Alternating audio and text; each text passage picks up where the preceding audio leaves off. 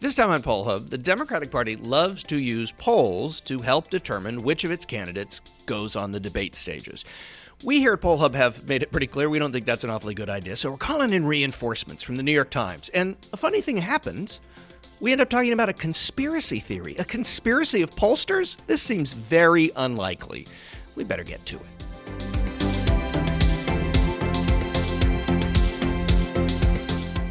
And hi, everybody. Welcome to Poll Hub. I'm Jay DeDapper, Director of Innovation here at the Marist Poll. And I'm Barbara Carvalho, Director of the Marist Poll. And I'm Lee Miringoff, and I'm still, in this new year, the Director of the Marist Institute for Public Opinion. You've made it 8 or 9 days now, right? Yes. That's Congratulations, pretty good. Lee. Thank you very Very much. impressive. Thank you very much. If you are a frequent listener of Poll Hub, you probably are aware that we have talked just a little bit about the Democratic Party's use of polling or polls to determine who gets to get on the debate stage and who is not on the debate stage. And it reached a head earlier in the fall, but it's reached a head again as we come up on really the last debate before voters get to finally have their say. And so we've been preaching about how this is not a good use of polls, and so we're bringing on a brother in arms to help us in this debate. Nate Cohn, you know him from the Upshot of the New York Times. He's domestic correspondent there and kind of the poll guy at the Times. Nate, thanks for coming on. Thanks for having me. So your take, let's start a clean slate here. The Democratic Party has used polls and the candidates standing in polls to determine as one of the criteria who gets to be on the debate stages for all of these debates and who doesn't. We have said a lot why we don't think it's a good idea. What do you think? I think that they have a legitimate challenge in trying to figure out how to winnow a field that started with more than 20 candidates. I think that public polling is one of many imperfect options that they had. I find it difficult to blame them for using it. I think that I can imagine it as being as a tool for an inclusive criteria, where if you think of it more as you could have gotten in by, being a U.S. senator or a governor, or if you lack those qualifications by demonstrating support among voters, I think maybe that would have come closer to my personal view of how to use it. But I think that given that they didn't have any great options and they decided that they couldn't have everyone on the stage, I'm not sure that I have a huge problem with it. Not because I think it's great, but because the alternatives are pretty bad too. And I guess we've been sort of we've been intentionally not doing horse race polls, leading up, because we didn't want to be part of this, because we just don't kind of like all the lack of precision the polls might have and how the candidates try to then game the system, which I think is still going on. I saw that Cory Booker bought $300,000 worth of ads in Iowa, hoping there'd be a poll and then his numbers would kick up. So I mean, I guess we're a little bit more on the side of, but maybe. I'm curious. What would you, if you were in their shoes, what would your alternative be? Because that would change. Because if you could sell me on a good alternative, then I'd be with you. Maybe more wholly. When you were talking, I thought when you started talking about senators and governors, I kind of got a different thought, and then maybe number of days campaigning would be an active criteria for someone who was actually, and this is just off the top right now, in response to what you're saying. So if I've campaigned for 100 days or something on the ground in primary or caucus states, doesn't that make me a viable candidate? I'm sort of thinking even down the road of the Bloomberg situation, because here's a guy who will not be in the debates, and he's going in a totally different way through ads because he's self-financed. So, Nate, you tweeted, you had a Twitter run here in early January, and you had a lot of comments about this, and that's one of the reasons we wanted to talk to you about how the DNC is a little upset that there aren't more polls out there for them to make these determinations. There have been almost no Iowa polls. There's been almost no polls in this interim from Thanksgiving up until the current hour here. And you got a lot of pushback on this, but you made a couple of points that I thought were worth bringing out. One is it is expensive to poll. You and us, we know that. A lot of the public doesn't. And two, the DNC doesn't control when people poll. We don't poll. We don't call the DNC and say, hey, let's poll. Should we poll now? So I just wanted you to talk a little bit about your Twitter feed and how it kind of blew up over these points you were making that to us seemed like totally reasonable points. Sure. I'm supposed to go in chronological order.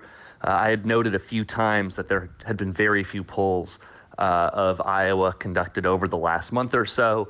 And I was noting that not from the standpoint of the Democratic debates, but just in terms of, knowing what's going on in the race. I'm a writer. My job is to have things to say, and most of what I rely on to come up with things to say is based on public polling data, after all. And so, if you're someone like me and you're just, kind of, twirling your pen around, tapping your foot, being like, okay, the articles that maybe I could have written based on these polls might have made sense a month ago, but now we don't have any fresh data. Can I still write this article? Am I going to look ridiculous if next week a new poll from, if not Marist, then maybe Monmouth or Quinnipiac is going to make me look bad?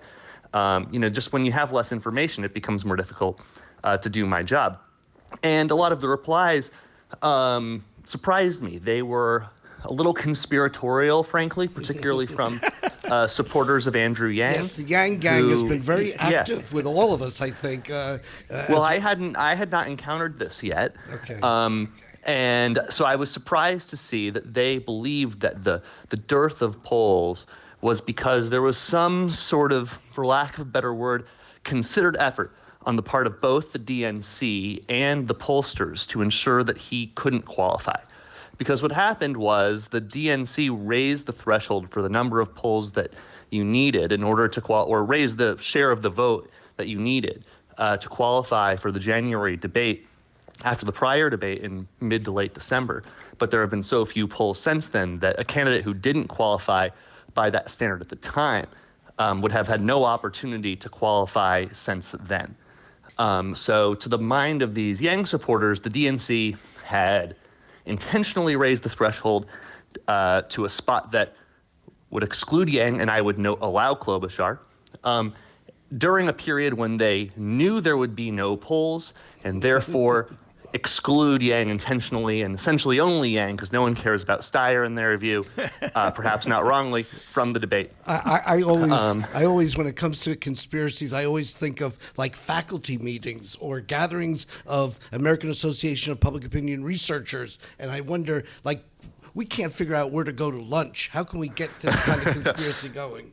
Well, but is this indicative of perhaps a larger problem that we're seeing going into 2020? Good polling, scientific polling, the A-plus pollsters. It's very expensive to be doing this kind of polling. And what we're seeing mostly are polls that are not of a lot of great value. So thinking forward into 2020 and even perhaps past the primary season, are we going to have a dearth of good polls this time around? I think it's a risk. I mean, I think that here at the Times, we're going to put some substantial amount of resources into, measuring the race in the most competitive states. But alone, even with the resources at our disposal, the New York Times can't provide a comprehensive picture across all the states that one would want to have covered, let alone with the frequency that people would want. And we're just one pollster anyway. I think it would be for the best if, there were many high quality polls, in the field at a time with subtly different methodological choices that could help us get a sense of what's going on. And as I look over the current polling field, it does not seem to me that there are very many organizations that seem likely to put the kind of resources into state polling that would be necessary for us to keep up with what's going on in the race. I think that 2016 is, a great example of the risks of what happened when that's the case. Yeah, exactly. Certainly down the stretch, there were very few, A+, to borrow your term, state polls in the critical states. A lot of the polls that are conducted online, I think are, they're of uncertain quality, I guess, at best. I think it's possible that some of them are good. I think more of them are bad, and I don't know how to tell which is which. And it's certainly an unproven methodology. Yeah, and there's so many different methodologies, among them that it's possible that, one or more of them has stumbled upon the path forward for public opinion research on the internet, but we have no way of knowing that at this point. And so, my inclination is that, it's hard to ever put too much stock in any of them as a result, even if it happens to be the case that one merits it by now, which I don't know to be true, to be sure. I'm just giving them the benefit of the doubt. I'm thinking, Nate, also, as the senior member of this podcast, probably one of the senior pollsters around right now, going back to when, oh gosh, I don't even want to say like the 1970s. I mean, the discussion right now is so odd to me because for years we were sort of like being told too many polls were affecting the process. There's too many polls. There's a poll proliferation, and now we're getting this. Well, you can't live with them, you can't live without them concept. And so this time, So you were surprised, Lee, that people were actually missing having polls? yeah, I mean, it's like all of a sudden we're like in great value, please poll. And I thought, in all seriousness, that the one of your comments that you made here was that, yeah, in the face of costs, organizations are going to make judgments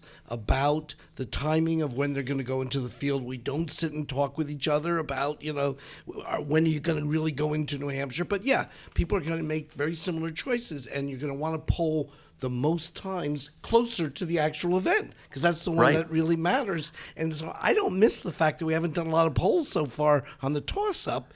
And yeah, we're going to start going into the early states soon, and then we're going to do it's like you haven't been sitting in some of the staff meetings, have you? Because you say we're going to hit early January and then come back for final poll the weekend before. You haven't been. What are some of the other challenges? I mean, certainly cost is a big deal, but what are some of the other challenges, particularly as we're going to bounce along from caucus to primary states? That you see, and just kind of, there's the expectation that polls, and there's the expectation that polls, can, nail these things, and so there's a lot of differences as you go from state to state. So, what are some of the other challenges you see in kind of being able to take a look at what's going on and having consumers understand that? Yeah, one small thing that it won't affect you all so much because you don't, for the most part, or perhaps ever pull off of voter registration files. But these voter files vary a lot by state. Yes. And some of them are more productive than others. Some have different variables that you can use for weighting than others. In some states, the Democratic primary electorate is constrained by whether you're a registered Democrat or an independent. Maybe you could if you're an independent or maybe not. In other states, it's all open altogether. And I think that this is tough for a lot of national pollsters who maybe haven't polled in a particular state before and aren't familiar with the the various idiosyncrasies of a given voter file that may be more or less productive and overall or in a particular region. And that makes it harder for you to plan out how many call center hours you need to have reserved. It makes it harder for you to know how to design your quotas because you don't know what variables correlate with response or not. And so, in a primary, you have these moments where the race could come down to places where you wouldn't ordinarily think about polling very much.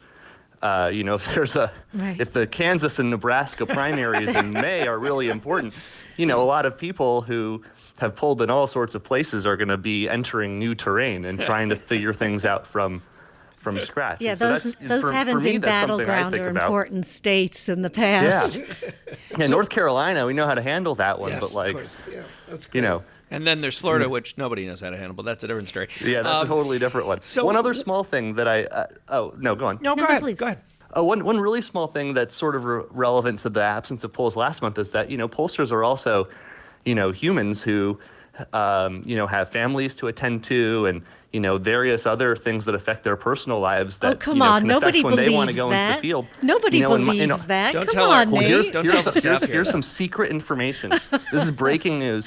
When we were plotting out when we were going to do an Iowa poll, one major consideration was that from the middle of November until early December, I was going to be out of the country in India and then Canada for a series of weddings.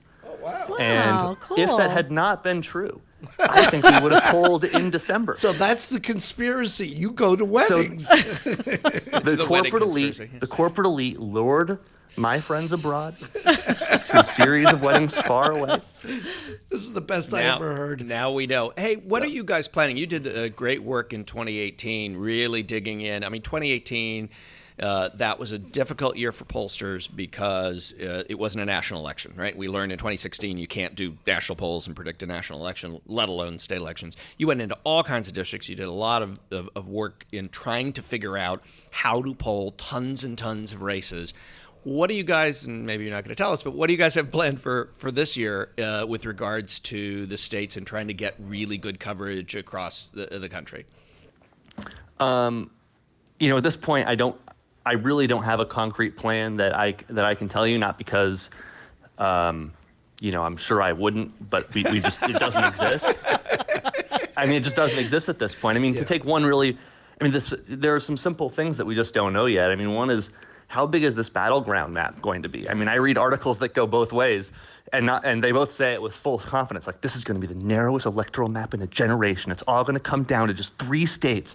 And it's like, okay, maybe. And the next article is like, well, as the Sun Belt states become more competitive, Democrats will put Texas and Georgia and Arizona into play. Took the words while right the out of Rust my Belt mouth. states will all go the other way. And those would require very different plans on our part about, how you would spend the same amount of money. The states cost different amounts, and we don't even know. I don't know our budget yet, or something like that, which is obviously the prerequisite to making any decisions based on that money anyway.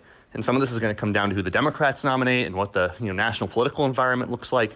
And we'll have to do some early polls to figure out whether we think some of these states like Minnesota or Texas or whatever are really competitive. And it just, I just think it's too early to say what our October plan would look like at this point, given the huge uncertainties about the state of the race by that And point. the polling that you have done in recent months has really shown that there are many states that are quite competitive, and we may not be able to write off states as red or blue like we have in the past. Yeah, the polls that we did in October, and they're admittedly just one round of polls, but they basically had the results come in reverse order, where we had Biden doing best in Arizona and worst in Michigan. Right. Now, I don't know if that would hold up if we did 10 of those polls or whatever and had a robust, really solid estimate in each individual state. The purpose of that poll is to look at everything sort of at a holistic level. But if you took those poll results, as being more precise measures of the state of play than they are, you might say, oh, wow, if Arizona's really surged to be a Biden +5 sort of state, then Texas could really be surging too. It looks the same. The trends there might be just as fast, from a demographic standpoint, or faster. And, if Michigan is still close despite the national political environment, then surely a state like Maine or New Hampshire or Minnesota could be vulnerable for the Democrats. And so, from a money perspective, you should hope that our polls are a little wrong. But what's fascinating about this is, everybody fights the last war. And in 2016, the war was the battleground states have expanded, and now people are likely to zero in on Wisconsin or whatever. And what if Arizona and Texas now become? So we got to all be careful. It's funny, you were talking about your schedule of your debates, and for many years when we were pretty much one of the few pollsters, independent pollsters, polling on Governor Mario Cuomo in New York. Oh, good grief, The Albany Lee. Press Corps was always trying to figure out some kind of rhythm to our polls, like how frequently they would be on his approval rating and stuff like that. And the reason was very simple. It had to do with the academic calendar of Marist. So we would not be in the field during Marist spring vacation, for example. And there was no Because there's no students to call. That's it. You got to have people in the phone room. Yeah, that's right. So it was, anyway, so I think this is fascinating and really some good insights into where we're going to be. And I want to just add one final point, that when you were developing your model, you did something few people do. And correct me if I'm wrong, but way back when, you kind of did some polling and people were watching and everybody was excited. And you said, this just didn't work out. We're going to tweak it a little bit more down the road, and then we're going to go full transparency, because that's the real stuff. And I thought that was a great thing to do, unless I'm giving you a compliment for something you actually didn't do. That sounds about right. No, we did exactly that, and it was great. And I think that we did.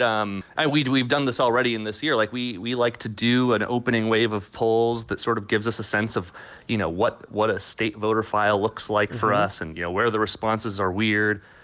We learned a lot from this last wave of polls, even in states where we hadn't done any polls before, or rather even where we had done polls before, because frankly, as response rates decline, it shows up unevenly across these states in ways that you wouldn't have expected based on data from 2016. And, when we get that information, then we can make some smart choices. And then I feel totally comfortable showing people every single part of our polls and putting them up there for them to take apart and criticize and whatever else.